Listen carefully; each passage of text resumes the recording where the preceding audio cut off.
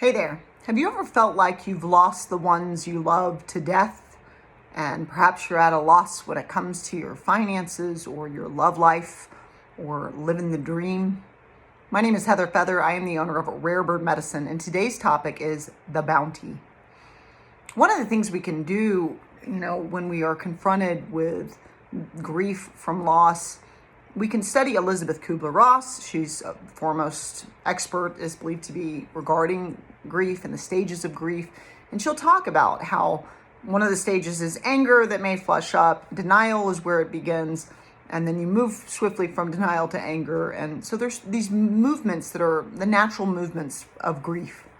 One of the things you can do when you're feeling the pain of loss is consider what is natural for it and allow yourself the grace of being in those natural movements. Now, if you wanted to take it a step further, one of the things Heather Feather has done, especially since her mother died when she was 24 from a car accident, is I started studying everything I could get my hands on regarding death, near-death experiences, reincarnation.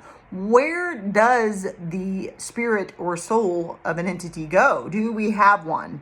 What is there evidence for? What has been scientifically tested? And in that research, I would go to the library and just get stacks of books after she died on NDEs, on reincarnation. And I would just start reading everything I could get my hands on, which caused me to start to see a pattern. Many today will say there's no aliens, even though mathematically that's considered an unsound thought. But we have cosmonauts and astronauts that say there are aliens. The government admits to it. We have many people that experience things. And just because you don't know how to go for a swim doesn't mean that nobody swims, in my opinion, right? But grief and loss and the concept of losing somebody in the physical world can be a great gateway and harbinger for one to connect to spirit and the spiritual path and the spiritual matrix of our world. We have beings like Joan of Arc that have been divinely inspired. We have what I would consider to be a tremendous burden of proof, unless everyone is in a state of psychosis, of experiences, and many of them have been explored scientifically, that point to consciousness not ending at the grave. And so you could also develop inwardly your clairvoyance, your ability to psychically see things, your clairaudience, your ability to psychically hear. You could develop those life skills that cause you to still be able to make a call to the other side, if you will. So Heather's worked very intentionally for decades to commune with the quote unquote dead, I would say more alive than us. Have you been in this realm for a minute? Zombified sometimes, self-included at times, you know what I mean? Hello, look alive, like the dead. But when it comes to, let's consider your finances, when it comes to death, there are ways we can connect to the bounty of our eternality through spiritual studies, through investigation, through spiritual development. We could open up gateways that feel that they are permanently closed. Many do. Many communicate with the dead. And when it comes to things like finances, prosperity, we have such a gracious bounty, most two-leggeds, and the bounty is rich, and the bounty is complete, and the bounty is daily. Daily, many of you have your phalanges, you've got your fingers. Many of you will have your eyes working. Many of you will need air and water and be able to freely access it every day. Many of you have so many of your needs met every day. You're not on a surgery table right this second, or, whatever it is. It's like, if you started to count the graces of existence, I've said this many times, you would likely be counting all the way to the grave. You'd never stop counting, because if I look around my house, I see many objects, and these objects were purchased with money, And so if I feel like I'm not prospering, I'm surrounded by objects that can be sold. I could also stop purchasing objects. Finances and money is as much about the in as it is about the out, Heather historically would always have one thing: Hulu or Netflix or Prime. I don't give myself all of those options because I don't want to be watching that much television programming to begin with. I want my attention to be placed on things like paintings and hanging out with medicine people and evolving the self and studying 𝐬𝐨𝐬𝐵𝐷 strange book, each their own. But I'm now working to whittle out all of those and only have YouTube, and so if I want to be entertained, I can learn how to build a cob house or play the guitar or something. let's make it productive down here because we're definitely going to exit. But when I think about the bounty, the harvest, the blessings that abound when it comes to prosperity, the grace of your prosperity, it is resplendent. Some of the greatest things in the universe are free. Being able to go to nature, recalibrate your circadian rhythm to an innate natural one. Heather does that as best she can 5 to 7 days a week. Being able to drink water, like I said, being able to breathe air, which your cells require for oxygenation. Much of what we require is a fulfilled desire. And it can be really easy to focus on lack and loss. Instead, you could also focus on, oh, what a free, gracious bounty. Oh, the sun created this acorn squash I'm going to eat tonight, and it's full of solar energy and vibrant living enzymes, and now I'm going to eat this, What a bounty, what a grace. We have a way that we can choose to hold and have our world look like what we want. And a big part of that is what facet of the crystal will hold the given topic. And so is the struggle real? Do you got to pay those bills? Or do you recognize every single day with your own eyes that you have from the moment you wake up to the moment you go to bed, a long list of graces and bounty and needs met? And how much attention every day do you place on needs met? It's like, I'm in the forest and I'm like, oh, it feels like I'm at home. I can breathe. I feel completely like myself. I feel like I'm surrounded by a vast family of insects and plants and animals. Love all of these creatures.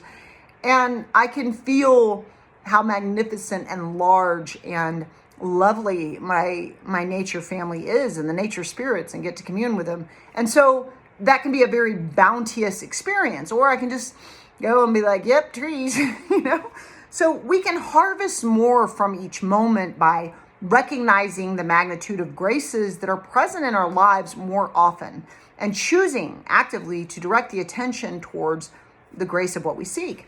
A big topic for Heather Feather, one that, is always on our mind. I do have a Libra Venus, which is very relational, and it's my female side, and what I'm drawn to and attracted to is the construct and concept of harmonious relationship, And it's not always something I'm experiencing. And when it comes to love, you might feel that like, oh, I'm lacking love, or I'm lacking a partner, or I'm lacking a beloved, or I'm lacking a family. Heather's constructs of family can be a little bit more universal. I mean, I have my blood family, of course, but they both have families they've created with partners, and you know what I mean? So when you're looking at 5 decades deep and you're going, I didn't do that. I don't have kids. I don't have a mate. One may feel like, I am at a loss when it comes to love.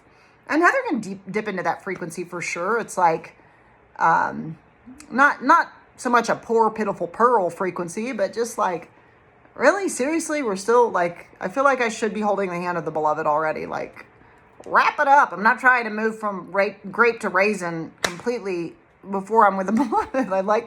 I would like to have non-broken hips while I travel the world with the beloved, you know what I mean?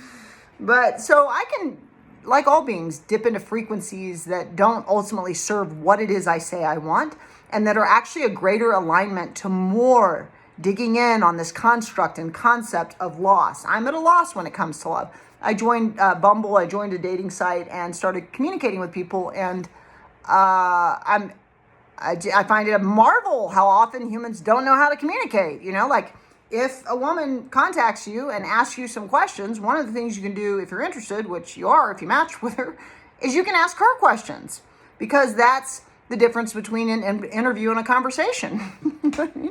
An interview is where I would just ask you questions about yourself and you would just answer them, and you would be the equivalent of the only person in the room. But if two people are trying to come together and get to know one another, they would both ask questions of what are you curious about knowing about somebody you'd like to stick your phallus into? What would you like to know about that person? You know what I mean? Do you want to know if she's super crazy? Do you want to, maybe have a conversation? Let's see what flushes out in the wash. Everyone's a little crazy. We got egos, so we can rein that in a little bit. But when it comes to love, you are the light of love. I am the light of love, and I have an active daily practice of being unconditional love and really rooting out, due to active awareness, any place that I am in judgment. And I do that by acknowledging out loud to myself when I'm in a space of judgment, and recognizing, okay, like I'm out of alignment right now because I know judgment is never mine to do, because it's not an action of the unconditionally loving. And there's so much context that is missed in any moment of now. Whatever decision you've made about anyone in the river of your life, you can trust every single one of them. You're missing a tremendous amount of context, and you don't have the full picture on the decision you've made, especially if it's a judgment that you've concluded. And the same is true for yourself. I believe you live many, many lifetimes. So in that regard, like, do you remember all your lifetimes? Do you remember all the things you've been through that caused you to be this particular matrix of being, that caused you to choose to walk in the content of character you've chosen to walk in? And so there is a way we can hold the world in which it's like, I'm single, 1 in 4 people will be single their whole lives. And one thing you can do, and Heather always works to cycle back to this, is to just embrace it. I'm single, I don't like, a lot of people when they get in a relationship, they act like they're responsible for one another's happiness. And I believe self-regulation, self-respect, self-love, self-esteem, all the key words about the development of a content of character that could be called healthy is a self-related work. So I'm not the steward of your happiness, but I'm certainly the steward of how I'm having and holding the world. What am I sharing with the world? How am I shaking the web? What am I talking about? What is the frequency I'm offering, right? And so I'm always the steward of that. But, you can certainly hold concepts like, I'm just at a loss when it comes to had some interesting interactions in the past several years, and bless all of them, and may everyone have what they seek. And it's easy to misinterpret the self. It's easy to misinterpret others. It's often that we are missing lots of context. Heather's often missing lots of context. As I say this, the opposite side of the coin is true in some other regard. And most of what I say you could disagree with for sure, because there's many ways to have a perception in the multifaceted dynamics of available perceptions in the spectrum of existence. There are all these different ways. It can be tricky to frame your life as just one thing, because in reality, you are love. I am love. I am the light of love. And the only distinction between the truth of me being the light and love and me expressing that and people knowing that or not is this piece of, do you recognize that what it is you say you seek, love, union, partnership, communion, maybe something you're already in relationship, love, union, partnership, communion. I cannot ask for a gentler, more loving, more fantastic, strange, beloved than the self. And this being, I have a lot of love for her, and I have a lot of admiration for the choices this being makes, the character I am writing and choosing. And it's okay. I'm also very fallible and I make tons of mistakes. But I don't need love outside of me because I am love. I have love to offer as a bounteous cornucopia of existence every day, all day long. Just like the sun shines and offers us light and creates our food and illuminates our days and warms our bodies. Just because, like, if we look at water, it hydrates us, it's free, the air lets us breathe and keeps us alive. The sun provides all this harvest and bounty and food. Most of us are not starving. If you're watching on a social media platform like Instagram, Facebook, or YouTube, Heather Feather on a telephone, are you poor? Are you lacking? Are you without? And I find that when I am alone, when I'm not in partnership, I become very disciplined. Heather, for some time now, has done 100 sit-ups every morning before work, 60 push-ups. I'm now also doing like 10 to 15 stretches for my chiropractor. And I'm very disciplined, and I did like a 7-day 𝐾𝐨𝐧'𝐭 cleanse, and then I went all organic whole foods and started using some of my recipe cards. And I started being very, very devotional in the love I'm giving to the self. And this love that I have to share is still available. It's not being expressed in XYZ iteration right now. So then the question for me is always, where does that love need to go? Can I support a friend, a coworker, a family member? Is there some way I can be generous of spirit or unconditionally loving? I took a praying mantis off my windshield this day. Can I serve a creature? Can I help anything in existence with all this bounteous love that I have to offer? What are you doing with your bounty this day? You can always subscribe to Rare Bird Medicine on YouTube, like and comment there. I always love your thoughts.